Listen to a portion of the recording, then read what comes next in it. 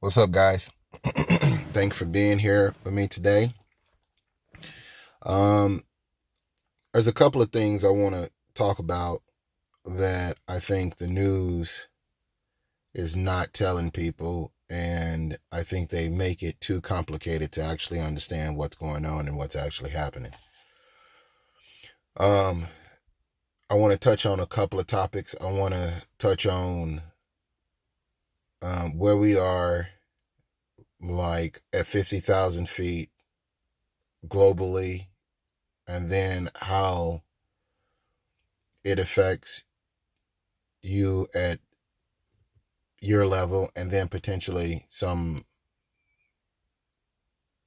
if we have time, we can touch on some ways you should be moving, or ways you can adjust to what's going on, and be ahead of the curve. Those are the couple of things I want to touch on. Let me start by a couple of disclaimers. Number one, I'm not a financial advisor. Number two, this is not financial advice. This is just simply my opinion. Number three, um, nor am I an attorney. With that, nor am I an economist. And if an economist is watching this video, please comment at the bottom your perspective. All right, let's jump right into it. So it looks like right around February the 17th and the 16th, you know, the market began to plunge.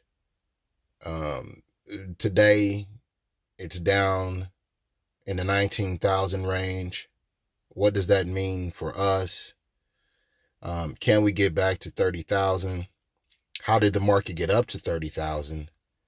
And the Dow being down right at about 10, 11,000 points, what does that equate to in the economy globally?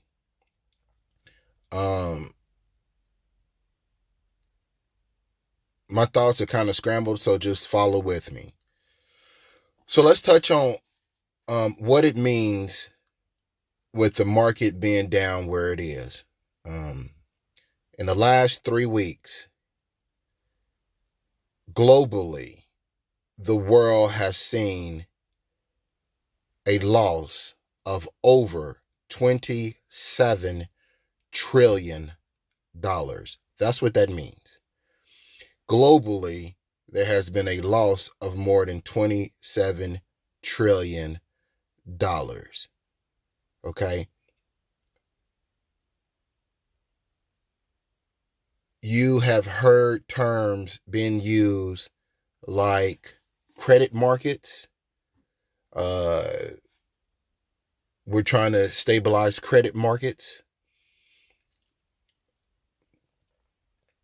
The reason why we went down so fast is because of an extension of credit that has never before been seen in the history of mankind. By the way, the United States economy, the world global economy, currently is a credit. It thrives on credit. I do a service for you today, you can pay me later. You give me a good today, I'll have your money for you later. That is what has happened across the entire world. And you hear terms like credit tightening. Well, that's what credit tightening, what it means is that there's been a contraction of credit. Now, the problem is that this credit has been globally. So before Trump was president, you remember the stock market, the Dow Jones was about what, 15, 14, 13, 16,000 at its highs. And then Trump became president, and this is no political video, and it was like we hit all-time new highs. Remember when we rounded 19,000, the world was excited, but when we really got to 20,000, the world was excited, and it was almost like, there was no stopping us. And the reason being is because we started, the United States, China, Africa, Russia, Paris, Italy, they opened up their global credit markets to extend credit to large corporations to the sums that have never been done before. You started hearing things like Tesla is building a factory over in China. And then Tesla went from $200 to $600 and $600 to $800 and $800 to $900 and $900 to $1,000.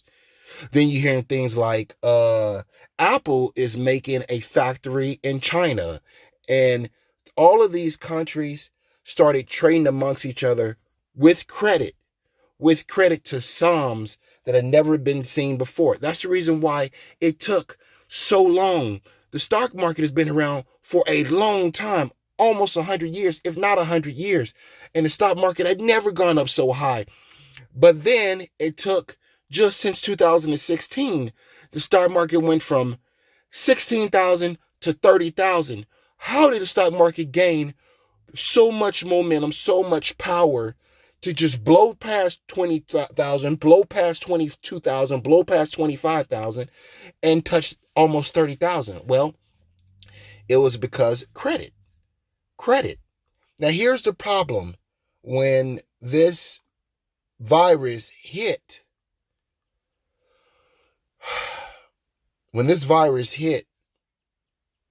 everybody that extended credit in all those countries, the countries that had extended the credit, tightened up credit. They stopped lending that credit instantly because there is no commerce. There is no commerce. So what ends up happening is the stock market begins to fall. And now the Dow is down in the low 19,000s. And it could go lower, 18, 17, 16, 15,000, to the point to where it was back in 2008, 2007, even lower than that. And the reason it can get so low is because that credit is not going to be out there anymore. That global credit isn't going to be out there. So it's just going to go back to the place it was before the global credit was extended. Now, how is that a problem for us as people? How is that a problem? Well, because all of those new jobs created, new housing credit lines, there was new values on housing that were, they evaluated housing different based on foresight of where they thought the economy was going to be and go. That's the reason why, you had basic home builders selling their product in 2007, 2006, 2005. You can buy the same product of home for 120, 130, 150,000. And then in 2020, you were buying these products for 225, 230, 275, 300,000. Same product. It was just more confidence in the credit system that you would be able to pay that product down. And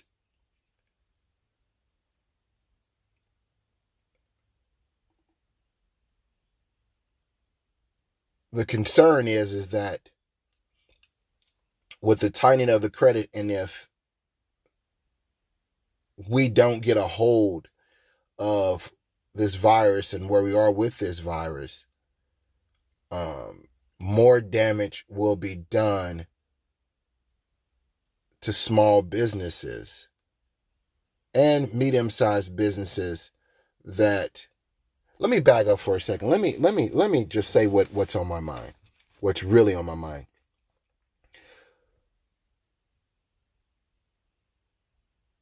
The problem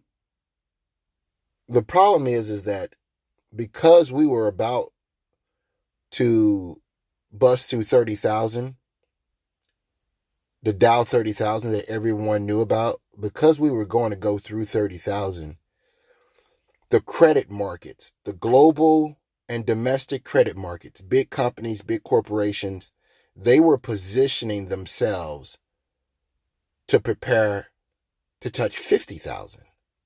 So we were positioning ourselves to blast through 30,000 and go to all-time highs never before seen. We were positioning ourselves. So what that means is that the maximum amount of credit for banks to lenders to lendees, or guarantors to guarantees, or the maximum credit that the system was leveraged. So there was so much credit out that